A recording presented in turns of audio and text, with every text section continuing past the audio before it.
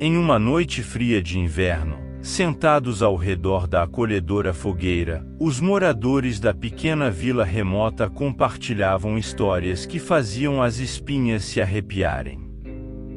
Entre eles, meu tio-avô, um contador de lendas antigas, começou a relatar uma história que, segundo ele, havia vivido durante sua infância no interior do Vale do Paraíba. Naquela época, ele morava em uma vila rural pitoresca, cercada por paisagens campestres, e era lá que um evento misterioso envolvendo um casal estrangeiro fez o sangue de todos gelar.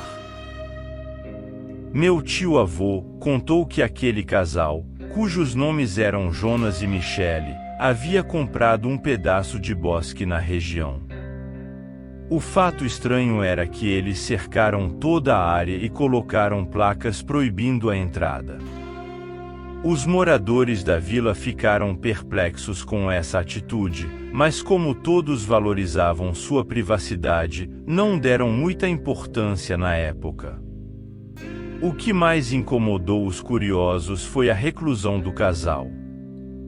Jonas, de tempos em tempos, era visto saindo de casa para comprar alguns mantimentos, mas Michele, por outro lado, só foi vista uma única vez, no momento em que chegaram à vila. Os 2 primeiros meses se passaram sem grandes incidentes. A vida na vila transcorria com tranquilidade, e nada além da quase invisibilidade do casal atraía a atenção dos moradores.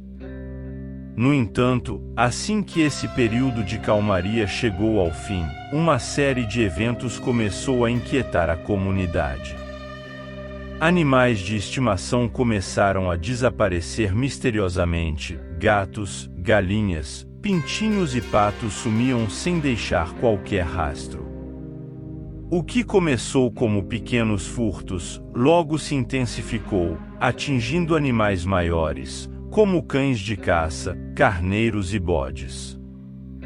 Aos poucos, um sentimento de impotência e indignação tomou conta dos fazendeiros, que viam seu precioso patrimônio sendo levado embora. Eles perceberam que os roubos ocorriam principalmente durante a lua crescente, nas proximidades da lua cheia. A claridade proporcionada pelo satélite teria facilitado a ação dos ladrões.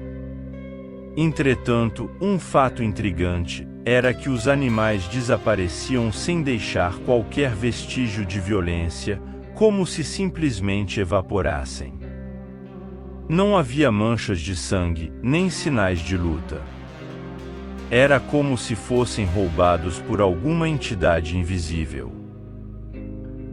Cansados dos sucessivos roubos e cheios de desconfiança, os fazendeiros decidiram se unir e formar um grupo de busca para desvendar o mistério e capturar os responsáveis. Suspeitas recaíram sobre alguns jovens da vila vizinha, com quem existia uma rixa antiga, por causa de uma partida de futebol acalorada. Eles foram considerados os principais suspeitos, e o grupo de busca passou a vigiá-los de perto. Com cães farejadores e lanternas na mão, os fazendeiros percorreram cada fazenda da região, vasculhando em busca de qualquer pista que os aproximasse dos culpados. Mas todas as buscas foram inúteis. Nenhum rastro, nenhum indício de atividade suspeita foi encontrado. Os jovens da vila vizinha negaram envolvimento com os roubos, e os fazendeiros não tinham provas suficientes para incriminá-los. Havia apenas uma propriedade que ainda não havia sido inspecionada, por uma questão de cortesia e boa vizinhança. Apesar de o casal não ter relatado nenhum desaparecimento de animais, os fazendeiros sentiram que era necessário investigar a propriedade do casal, principalmente por conta do bosque que poderia servir como um esconderijo para os animais roubados. Marcaram a busca para uma noite de lua cheia, aproveitando o máximo de claridade que a lua poderia fornecer. Estavam determinados a resolver o mistério de uma vez por todas, mesmo cansados das buscas anteriores. Eles sabiam que aquela seria a última tentativa.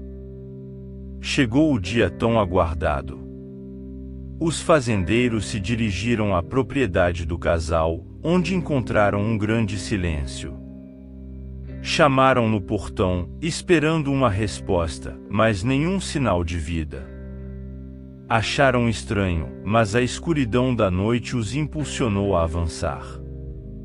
Decidiram arrombar o portão e adentrar o bosque. A escuridão era densa, acompanhada apenas pelas luzes das lanternas que oscilavam entre as árvores. Caminharam com passos cautelosos, seguindo em direção aos gritos agonizantes que de repente irromperam pelo silêncio da noite. Eram gritos de dor e angústia, abraçados por uma melodia arrepiante que parecia ecoar em um canto macabro. Abriram caminho entre as árvores e chegaram a uma clareira no coração do bosque. O que seus olhos encontraram foi algo inacreditável e terrível. Michelle estava ali, suja e encurvada diante de um monte de objetos. Estranhamente, seu corpo parecia se contorcer, como se algo estivesse rastejando debaixo de sua pele.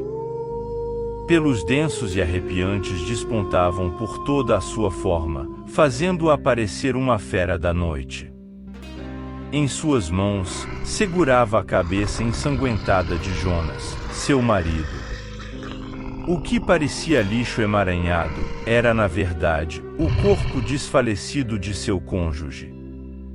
Os fazendeiros assistiram bestificados à transformação de Michelle, que agora exibia uma aparência assustadoramente monstruosa. Seu corpo estava impregnado de sangue, testemunho de seu desespero e apetite insaciável. O ar cheirava a terror e morbidez. A mulher pranteava e gritava de tormento enquanto a lua iluminava seu transe tortuoso. Dominados pelo choque e pelo temor, os fazendeiros sabiam que precisavam agir rapidamente. Alguns deles tiveram coragem de disparar suas armas contra Michelle, enquanto outros pegaram tochas e incendiaram a propriedade, afastando-se do cenário macabro. Quando questionados sobre o que haviam testemunhado, os fazendeiros preferiam contar uma versão mais simplificada e inofensiva, que eles haviam presenciado a trágica história de uma mulher perturbada e enlouquecida, que havia dado fim à vida de seu marido. Mas apenas aqueles que estavam mais próximos deles, unidos pelo sangue e pelos segredos compartilhados, conheciam a verdadeira história. Eles sabiam que aquele era um conto de lobisomem, um relato sombrio de uma maldição que se manifestara, e por uma noite, matou a vontade do que mais desejava, sangue e sofrimento. Na tranquilidade da noite, na luz suave da lua cheia, esses encontros ocorriam. Em meio a conversas apimentadas por goles de cachaça e entre risadas nervosas, a verdade era revelada.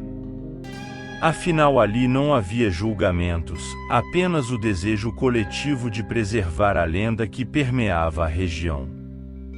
O conto do lobisomem era passado adiante nas noites especiais, tecendo um fio que conectava as gerações, e perpetuava o horror inexplicável que persiste até hoje nas lembranças daquela vila.